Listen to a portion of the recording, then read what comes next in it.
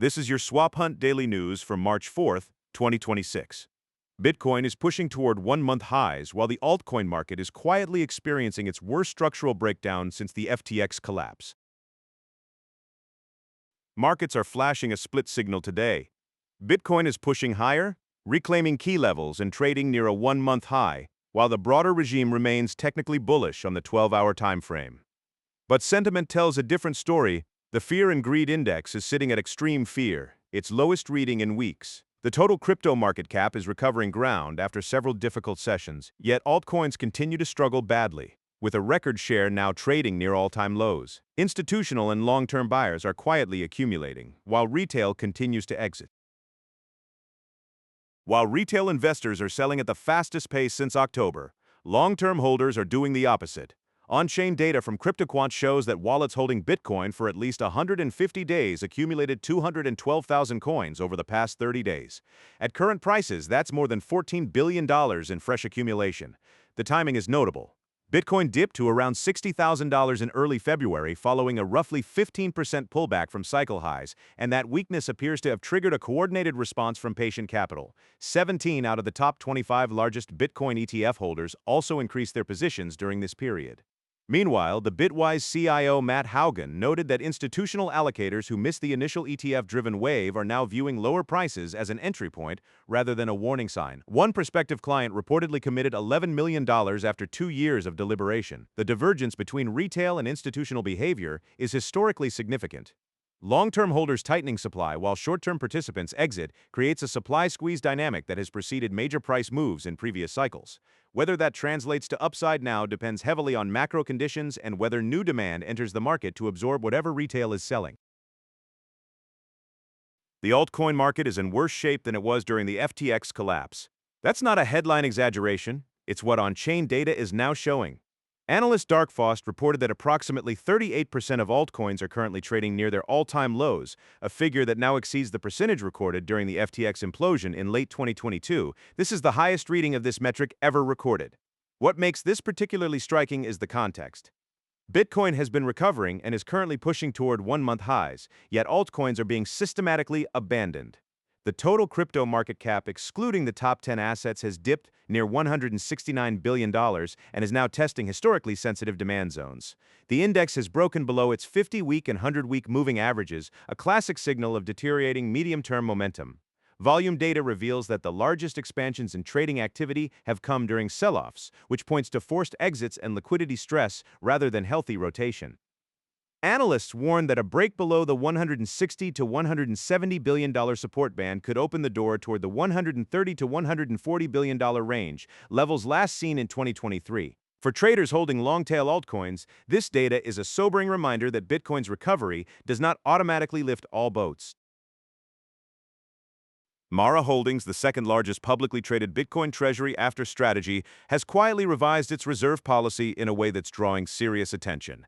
According to a recent SEC filing, Mara is now permitted to liquidate up to $3.59 billion worth of Bitcoin if prolonged price weakness significantly threatens its financial stability or operational costs. This is a meaningful departure from its previous stance of holding all mined Bitcoin indefinitely. The company currently holds 53,822 BTC. Mara faces a specific challenge. Its production cost per Bitcoin sits around $87,000, well above current market prices. Its 2025 open market purchases were made at an average price of roughly $111,000, meaning a large portion of the position is significantly underwater.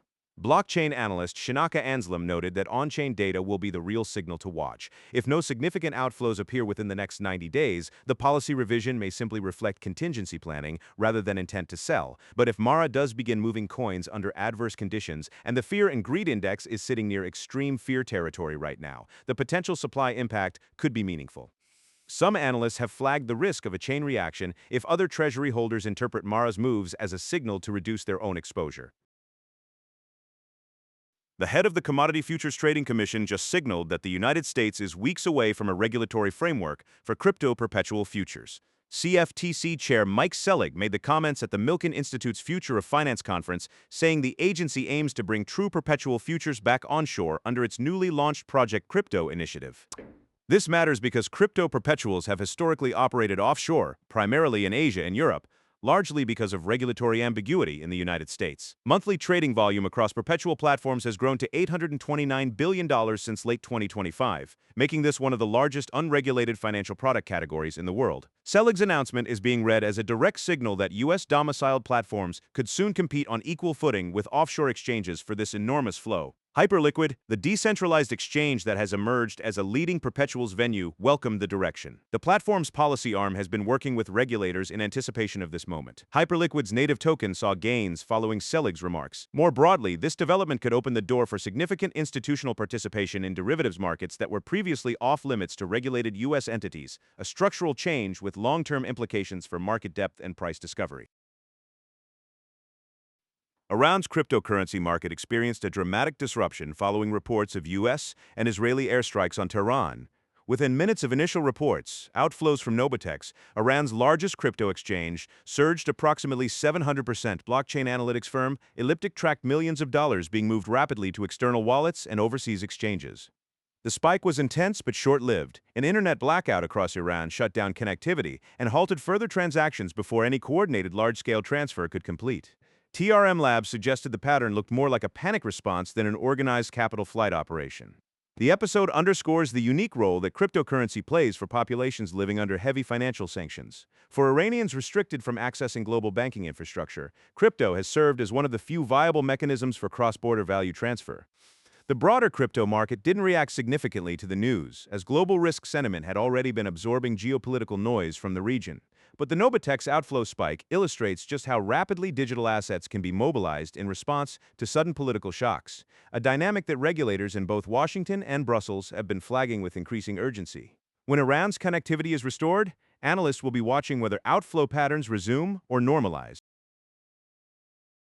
Ripple has announced a significant expansion of its payments platform, moving beyond cross-border transfers into end-to-end stablecoin infrastructure. The company says it can now offer enterprise clients managed custody, virtual account collections, and fiat-to-stablecoin settlement, all under one framework across 60 markets worldwide. The announcement came alongside a milestone disclosure. Ripple's platform has now processed more than $100 billion in total volume. That figure positions Ripple as one of the most active enterprise blockchain payment networks globally, not just a protocol with institutional promise, but an operational infrastructure with demonstrated throughput. The expansion into stablecoin settlement is strategically timed. The FATF, the global anti-money laundering watchdog, issued a warning this week highlighting stablecoins as a growing vector for sanctions evasion and illicit finance. Ripple is betting that building compliant, institutionally auditable stablecoin rails will differentiate it from gray market operators. For XRP holders, the volume milestone reinforces the utility narrative that has supported the asset through the broader market downturn. The move also puts Ripple in more direct competition with traditional payment rails and established stablecoin issuers as enterprises begin integrating digital settlement into Treasury operations. That's your daily crypto roundup for March 4th. If you found this useful, subscribe to Swap Hunt HQ here on YouTube and follow Swap Hunt on X for real-time market alerts. We'll see you tomorrow.